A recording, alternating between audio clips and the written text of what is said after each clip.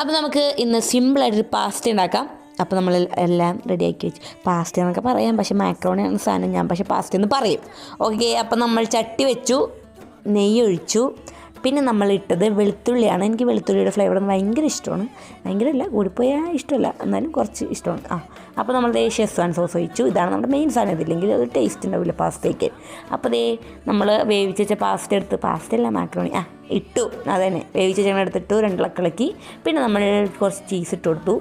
ഈ ചീസ് മെൽറ്റാവാൻ നല്ല പണിയായിരുന്നു. നല്ലോണം ഇളക്കിയത്. മൂടി വെച്ചാൽ മതിയായിരുന്നു, പക്ഷേ എനിക്ക് മൂടി വെക്കാനുള്ള ക്ഷമയൊന്നുണ്ടായില്ല.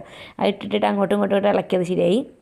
പിന്നെ അത് കഴിഞ്ഞിട്ട് നമ്മൾ തുറന്ന് തട്ടൊക്കെ അടച്ച് വെച്ചു. ഇല്ലെങ്കിൽ അമ്മയുടെ നല്ല ആട്ടിട്ടും അങ്ങനെ നമ്മൾ ഡെക്കറേറ്റ് ഒക്കെ ചെയ്ത് പിന്നെ നമ്മൾ കഴിക്കാനെടുത്തു. ഞാൻ പിന്നെ എന്തുണ്ടാക്കിയാലും ടേസ്റ്റർ ദിവനാണ്. അപ്പോൾ ഓടിയെത്തും. അങ്ങനെ നമ്മൾ രണ്ടാളും കൂടെ അത് കഴിച്ചു. അപ്പോൾ അത്രേ ഉള്ളൂ ഗൈസ്. നമുക്ക് അടുത്ത വീഡിയോ പിന്നെ കാണാം. Bye bye.